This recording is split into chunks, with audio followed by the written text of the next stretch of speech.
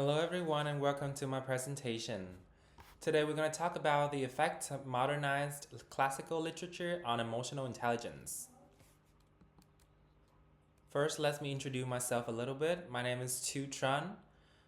Like many of you, I'm pursuing a career in counseling. However, besides that, I am also a creative and I'm very passionate about reading. That is why I chose this topic because it's an intersection between literature and psychology.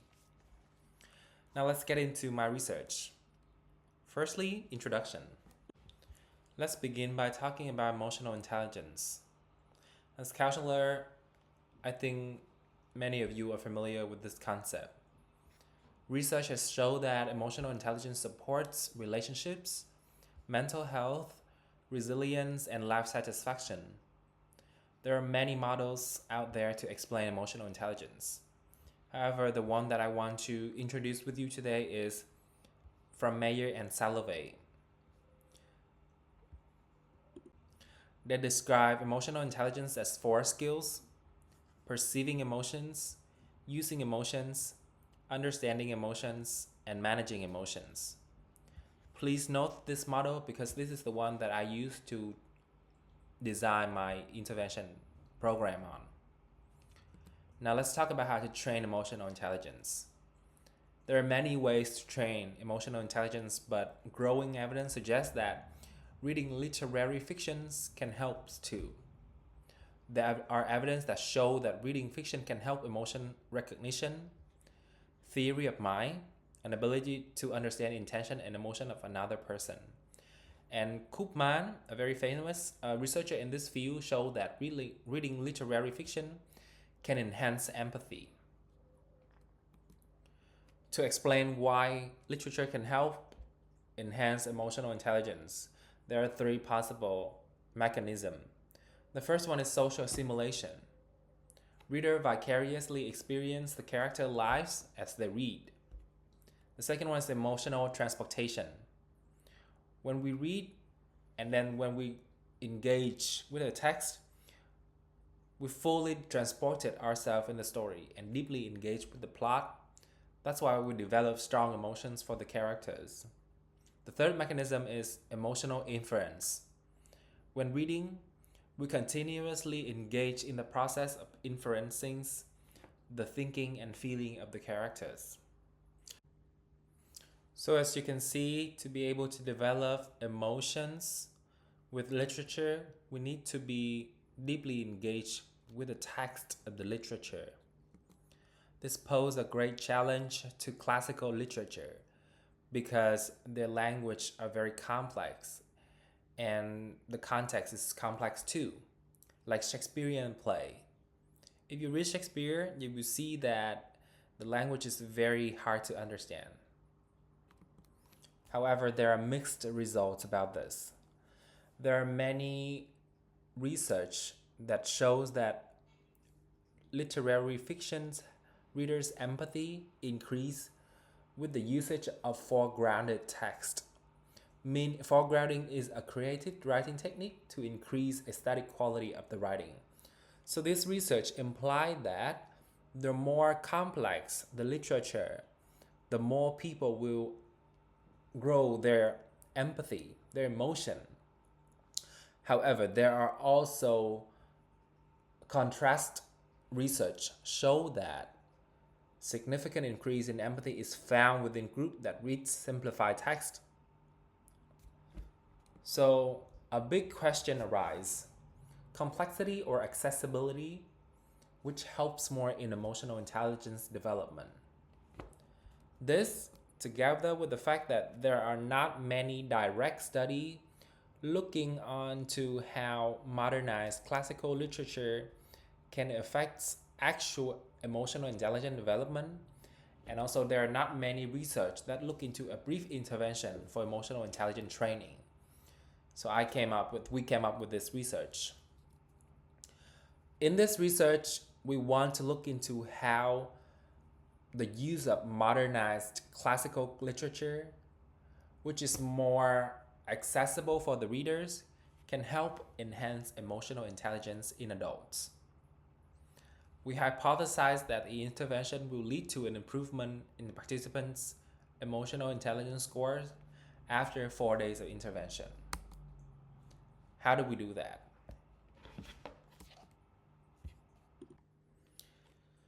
This was a quantitative within subject study using repeated measures with participants assessed before and after the intervention.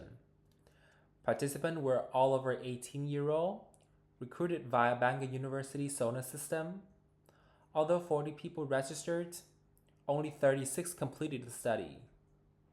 For measurement, we used the Schutte self-report emotional intelligence test, Warwick-Edinburgh mental well-being scale, and also we collect data for control variables such as gender, sex, and self-reported mental health status.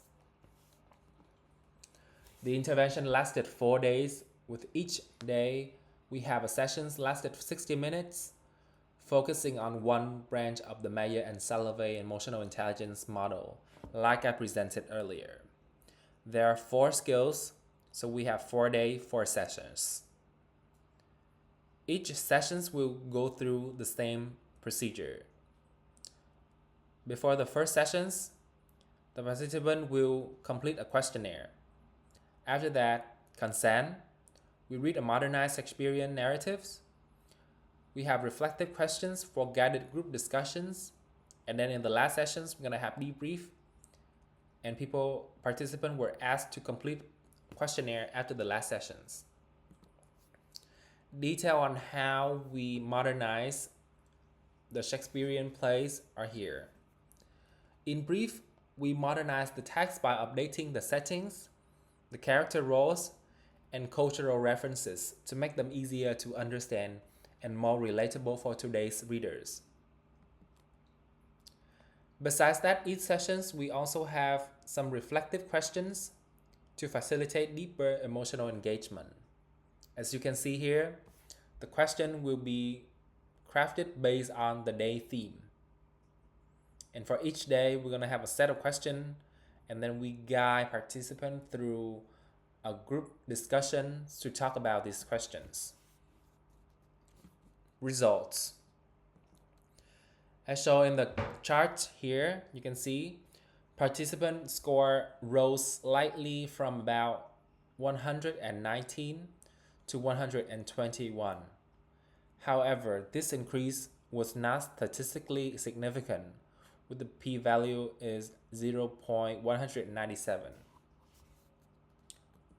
Let's discuss about this. One possible explanation is because of the low reflective engagement.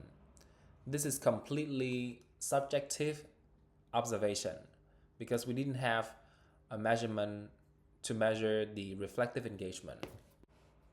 We saw that while group discussions were lively, this energy was mostly driven by a few individuals. Most participants were relatively passive. We think that the low reflective engagement can be explained by the text being too modernized, too simplified. So modernized text, although it's very accessible, may lack the literary complexity needed to trigger deep reflection. However, for this point, there are mixed views. While complex text can deepen engagement, they may also alienate some readers. This suggests that emotional growth may require a balance between accessibility and cognitive challenge in literary style. Rather than seeing complexity and simplicity as opposite, future research should explore how their interaction influences emotional development. Limitation and improvements for future research. First of all, we should add a control group and test across 3 text styles: original Shakespeare, moderately modernized, and heavily simplified. We should also include a follow-up measurement to assess for sleeper effects. We should use a mixed method design with performance-based emotional intelligence test and qualitative interviews. We should also investigate individual differences such as baseline empathy and reading habits, and personal resonance with the text, because these elements can heavily influence the results. While the main outcome was not significant, participant feedback was highly positive. Many described the sessions as safe, welcoming, and therapeutic. This suggests a potential for bibliotherapy using short, accessible text, especially for people who don't read often or who struggle with attention.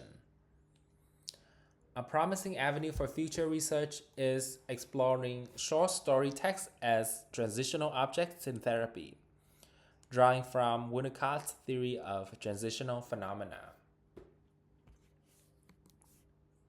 An additional multivariate analysis showed a strong association between emotional intelligence and mental well-being at both time points.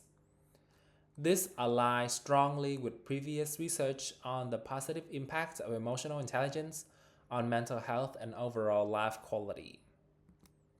So to conclude, there are two takeaways. First of all, reading literature can help cultivate emotional intelligence. However, the text must strike a balance, being both accessible and sufficiently rich in aesthetic quality to trigger emotional development. The second takeaway point is that emotional intelligence and mental well-being are strongly associated with each other. Therefore, fostering emotional intelligence in clients may provide them with a strong protective factors that support their progress in the counseling process. That's the end of my presentation. Thank you.